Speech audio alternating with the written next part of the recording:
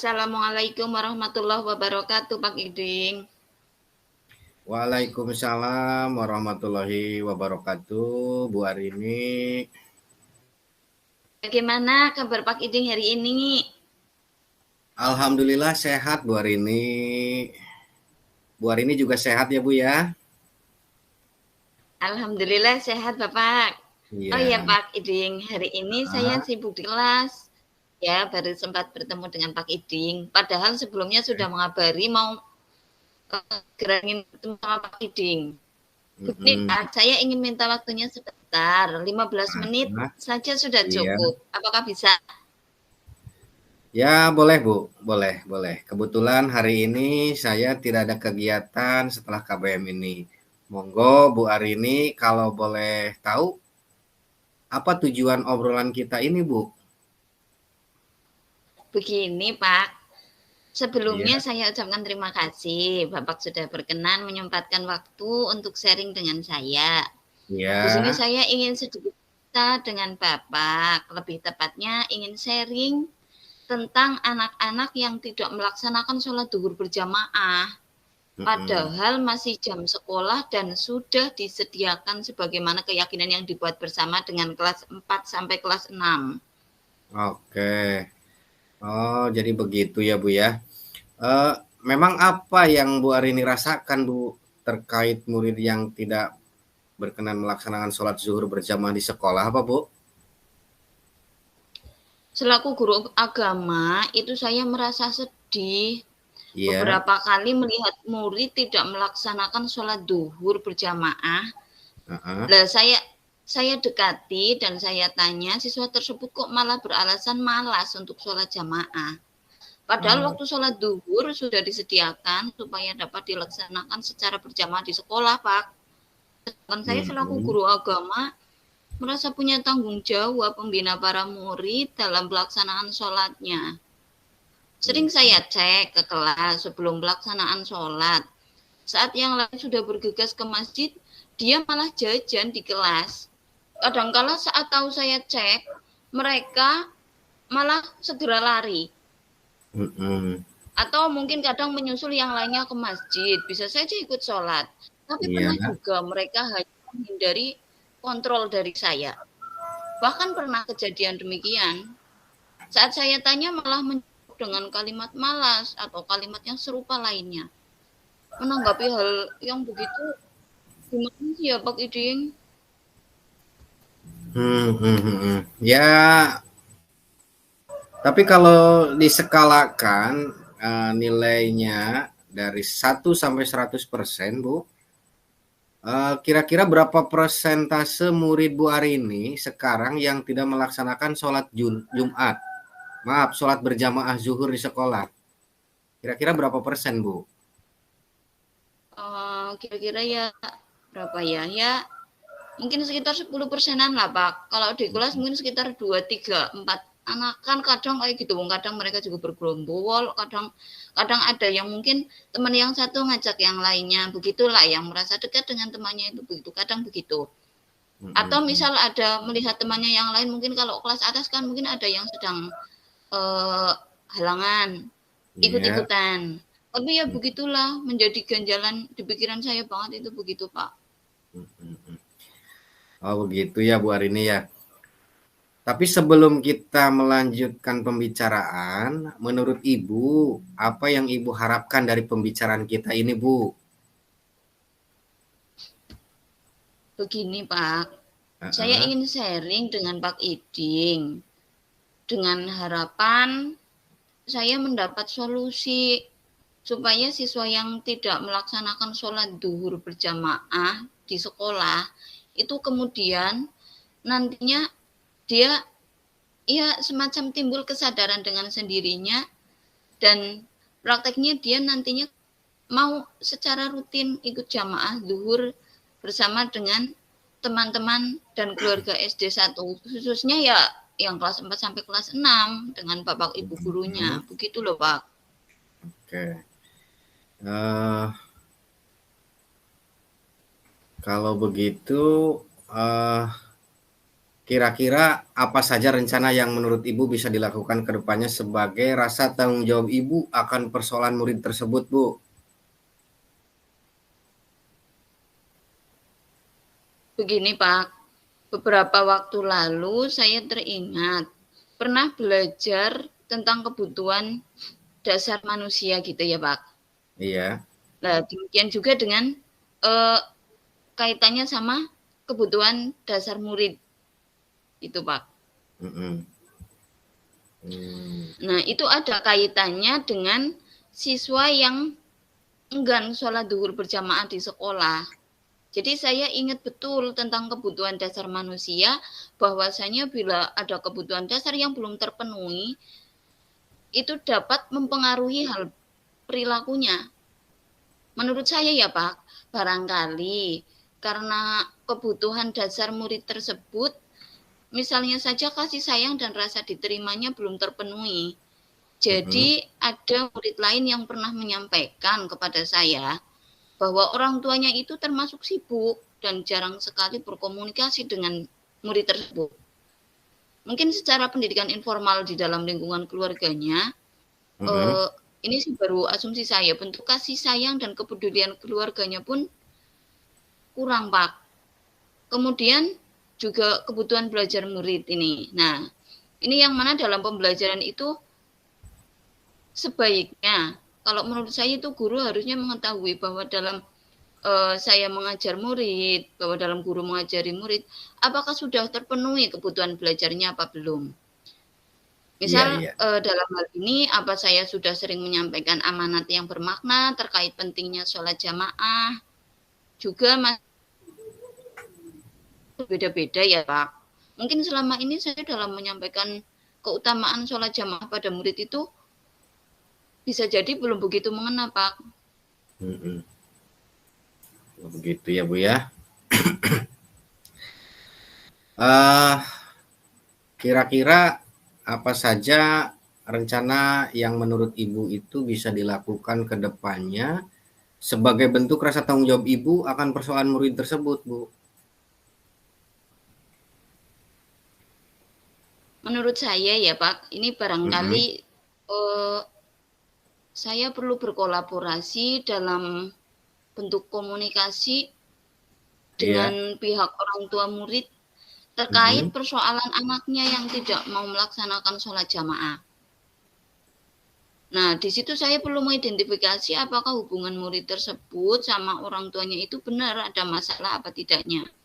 Sehingga Mm-mm. si murid itu bisa merasa kurang perhatian dari orang tuanya, atau memang edukasi dari orang tuanya tentang pelaksanaan ibadah Mm-mm. kepada anak-anak selama ini di rumah juga kurang. Iya. Saya sendiri juga sepertinya perlu mengevaluasi pemenuhan kebutuhan belajar murid tersebut selaku guru agama, Pak. Jadi Iya, saya iya. perlu melakukan pendekatan personal dengan murid tersebut dalam rangka bicara dari hati ke hati. Mm-mm. Terus kemudian dalam pembelajaran saya perlu menerapkan pembelajaran berdiferensiasi, mungkin lebih dirutinkan lagi dan bahkan setiap Iya. saat. Sebagaimana yang telah saya pelajari supaya terpenuhi kebutuhan belajar murid-murid saya, Pak, termasuk anak yang demikian tadi saya ceritakan. Kalau misal upaya tersebut sudah dilaksanakan dan Mm-mm. masih saja anak tersebut belum mau melaksanakan, Iya. ya Pak, mungkin akan dicari solusi yang lainnya lagi karena mungkin saja ada sebab yang lain lagi. Begitu apa ya Pak Ing? Oke. Eh, saya sependapat dengan Bu Arini. Terus, menurut Ibu, hal apa yang bisa dilakukan Ibu dalam rangka mengevaluasi pembelajaran agar memenuhi kebutuhan belajar muridnya, Bu? Menurut pikiran saya sih Pak, seperti Mm-mm. yang saya sampaikan tadi, saya perlu senantiasa melaksanakan pembelajaran berdiferensiasi itu, di mana di pembelajaran itu berupaya memenuhi kebutuhan belajar murid ke depannya, Mm-mm. sehingga mereka mempunyai ketertarikan dan merasa senang. Dengan Iya. demikian, saat guru memberikan pemahaman tentang misalnya pentingnya melaksanakan sholat berjamaah, akan lebih mudah diterima oleh murid, termasuk upaya pendekatan persoalan dengan murid juga, begitu Pak. Oke.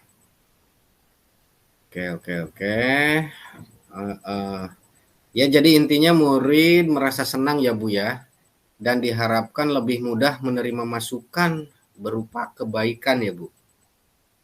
Iya, betul sekali Pak Kiding. Iya begitu. Oke, betul sekali Bu ya. Saya yakin saat Bu Arini bisa memberikan nasihat dengan cara yang menyenangkan, termasuk berusaha mendesain pembelajaran yang menyenangkan secara berdiferensiasi sesuai kebutuhan belajar murid. Hal tersebut akan memudahkan bagi murid menerima nasihat dan pendidikan yang baik.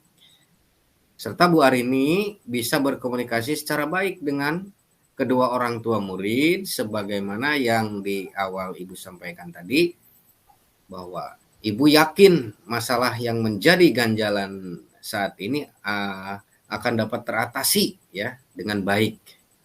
Seperti itu Bu. Iya, iya betul Pak Kiding. Kemudian Pak Kiding ini, untuk kedepannya saya juga punya rencana. Gambarannya sih begini ya Pak, ini berencana saya ingin kedepannya itu mengajak rekan-rekan guru di sekolah kita untuk berdiskusi bersama Pak, saling memberi masukan, kemudian berbagi pengalaman ketika menanggapi hal-hal yang berkaitan dengan murid. Nah, nantinya saya juga ingin menyampaikan tentang materi yang pernah saya pelajari dan saya dapatkan kepada teman-teman guru. Ya tadi diantaranya tentang kebutuhan dasar murid, terus tentang kebutuhan belajar murid. Ya, ini juga berkaitan dengan pembelajaran diferensiasi. Saya juga punya rencana saat ada persoalan, baik dengan rekan guru, dengan wali murid, ataupun dengan murid itu sendiri, saya akan mengajak mereka berdiskusi bersama.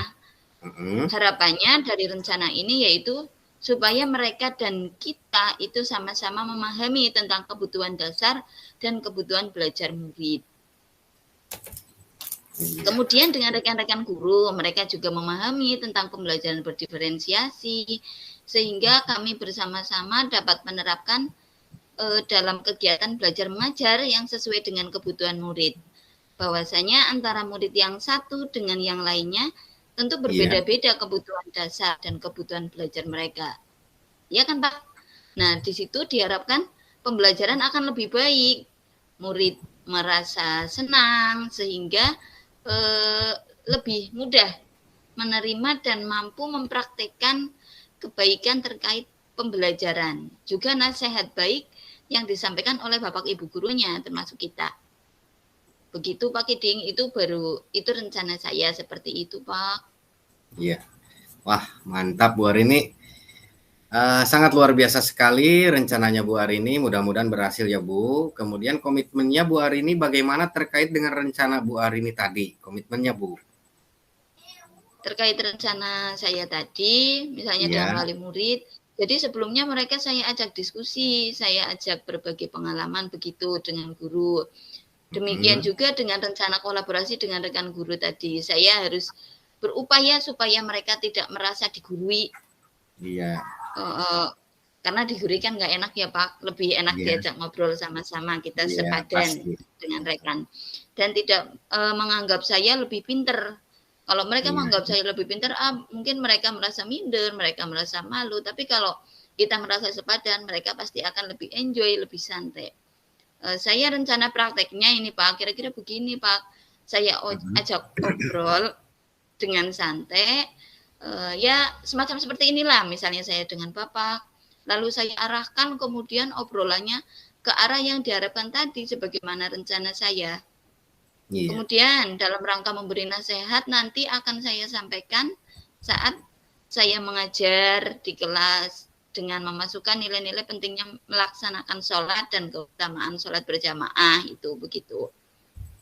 Dalam hal ini bisa disampaikan dalam bentuk nyanyian, permainan, kemudian bisa juga tentang kisah keteladanan yang disampaikan secara langsung oleh saya sendiri sebagai guru dalam wujud teladan, maupun kita juga bisa sebagaimana diferensiasinya dengan video, dengan suara, dengan nyanyian. Begitu Pak Kiding. Terus kemudian secara langsung itu kan bisa secara langsung ya, misalnya tadi oleh saya, ataupun video. Yang jelas itu tayangannya yang sekiranya bisa menginspirasi anak-anak supaya lebih giat dan semangat melaksanakan sholat berjamaah. Kalau menurut Pak Kiding begitu, bagaimana Pak? Ya, setuju sekali. Saya setuju sekali dengan Bu Arini. Saya mendukung rencana itu, Bu. Semoga rencana Bu Arini berjalan lancar dan berhasil ya, Bu. Terus murid-murid merasa antusias dengan desain pembelajaran berdiferensiasi yang Bu Arini terapkan. Terus mudah-mudahan berhasil juga ya Bu Arini ya. Tadi kan murid-murid Ibu sekarang berada di persentase 10% ya. Untuk yang tidak mau melaksanakan sholat zuhur berjamaah di sekolah. Nah, sekarang menurut Bu Arini murid itu dikatakan berhasil jika berada di persentase nilai berapa, Bu? Oh, kalau soal itu Pak, dikatakan berhasil ya Pak. Ya, bisa lah. Jadi misalnya dari 10 jadi sekitar 5%, dari yang tadinya misal 4 anak jadi 2 anak atau 1 anak, atau harapannya yang sih kepengennya sih harapan saya semua anak-anak bisa melaksanakan sholat jamaah ya, tanpa terkecuali. Nah, karena ini soal agama Pak, apalagi saya selaku penanggung jawab koordinator guru agama, khususnya bagi di lingkungan sekolah kita, bagi kita yang melaksanakan yang beragama Islam. Kalau yang non Muslim itu sih sudah lain lagi pembahasannya, karena itu sudah bukan ranah saya. Begitu kira-kira Pak Iding. Oke, iya. Terus Bu Arini setelah banyak kita ngobrol ya, sharing seperti tadi dengan saya, jadi rencana Ibu itu mulai kapan akan segera terrealisasi terkait yang sudah direncanakan untuk menyelesaikan persoalan anak-anak yang enggan sholat zuhur berjamaah ini, Bu? Insya Allah secepatnya Pak, sesegera mungkin, karena merupakan tugas kita ya untuk tidak menunda-nunda niat dan rencana baik kita. Bukan begitu ya Pak Kiting ya? Iya. Untuk pembelajaran diferensiasi, alhamdulillah sebenarnya sudah saya upayakan untuk dipraktekkan sebelumnya dan saat ini. Namun ke depan harus lebih sering dan bahkan setiap hari akan saya lakukan agar anak merasa terpenuhi kebutuhan belajarnya. Dan segera juga saya komunikasikan dengan wali murid untuk beberapa dari anak-anak mereka yang ketahuan tidak melaksanakan sholat berjamaah di sekolah. Maaf, dalam hal ini sudah pengecualian dengan adanya udzur ya, misalnya kalau perempuan ada udzur syar'i semacam halangan menstruasi atau sebagainya. Iya. Semoga setelah sesi sharing kali ini segera dapat terselesaikan ya Pak Kiding. Terima kasih atas waktunya. Bapak sudah berkenan sharing dengan saya. Saya kira cukup dulu apa ya Pak Iding ya? Barangkali mungkin karena setelah ini Bapak masih banyak atau ada hal-hal yang harus segera dikerjakan atau diselesaikan. Sekali lagi terima kasih Pak Kiding sudah cukup tambah memberikan gambaran kepada saya dalam usaha menyelesaikan persoalan yang akhir-akhir ini mengganjal sekali dalam pikiran saya Pak Kiding. Ya Bu Arini, sama-sama ya. Saya juga berterima kasih kepada Bu Arini sudah berkenan sharing dan semoga segera terselesaikan apa yang menjadi ganjalan dalam pikiran Ibu. Terus saya harap tidak usah sungkan untuk kembali menghubungi saya saat ada sesuatu yang hendak di-sharingkan kembali bersama saya, Bu. Seperti itu, Bu. Iya, Pak. Terima kasih. Saya akhiri ya, Pak. Assalamualaikum warahmatullahi wabarakatuh. Waalaikumsalam warahmatullahi wabarakatuh.